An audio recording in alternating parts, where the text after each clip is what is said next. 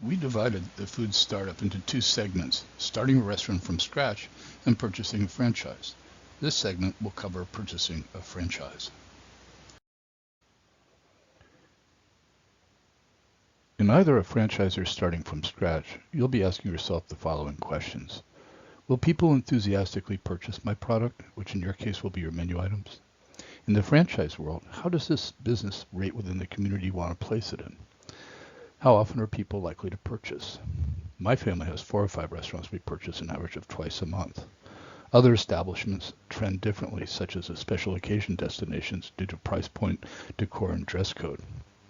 How much money will I make? Later in the program, we'll work on financial statements to show how much your concept could make, but for now it's time to check your expectations. How much do you expect or need to make to pursue what is likely a dream you've had? Restaurant net profitability is usually in the 4 to 15% of sales. When we go to talk about financial performance, the assumptions that you are forming will be very important. When you approach a franchise and meet their criteria for being awarded a franchise, you usually are given some low to medium to high numbers from past results within the company. Usually, the franchisor will take royalty fees and marketing fees. That's what puts all those Subway commercials on TV, for example. They will take as much as 5 to 6% of gross sales for royalty and 5 to 6% of gross sales for marketing. Yes, that is gross sales, not profits. Take a look at Mr. Pickle's franchise page. We're going to challenge you to do a scavenger hunt. There's a couple questions you want to know.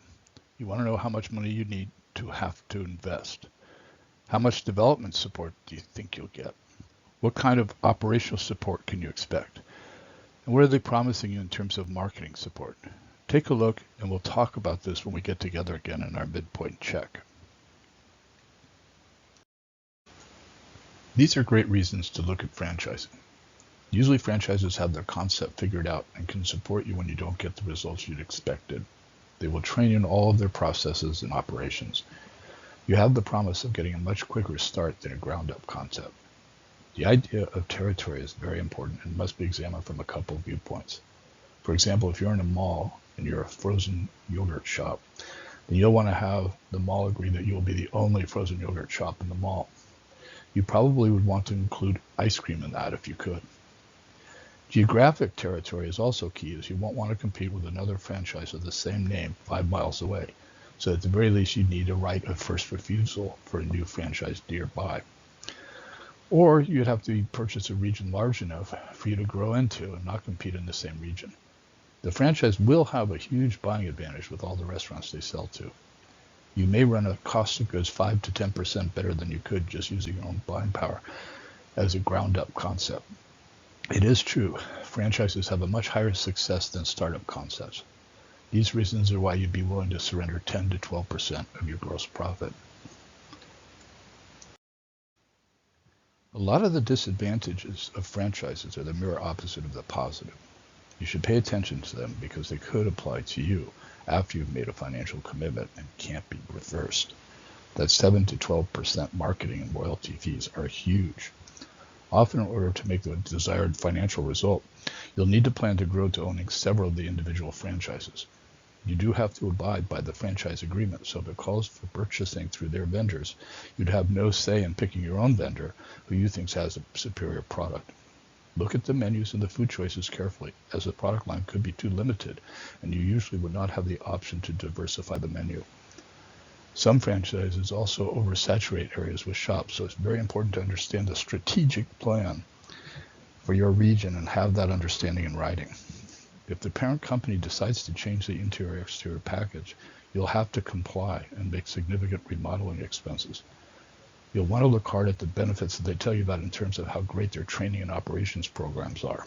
This is when you'd want to plan to interview other franchisors that you pick to reinforce your good choice to invest. Finally, you'll need to research what they call the product life cycle.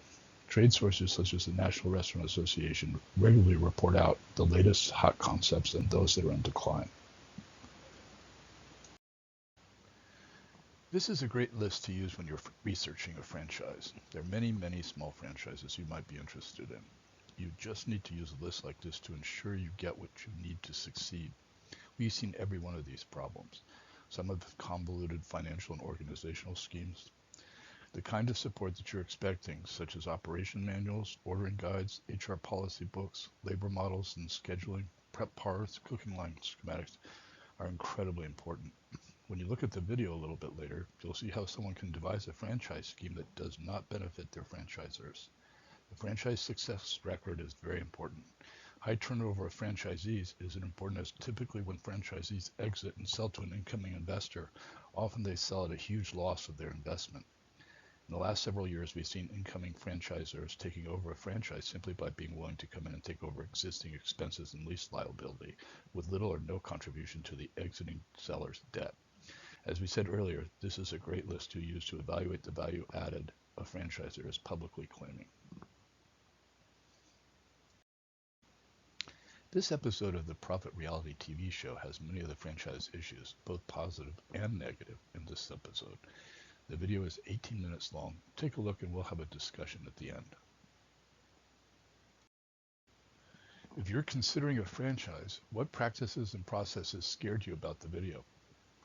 Would you have been inclined to invest with them prior to the video? How about after the video? Make a list of the lessons learned from this segment and bring to the midpoint as we get together for conversations about the pros and cons of franchising.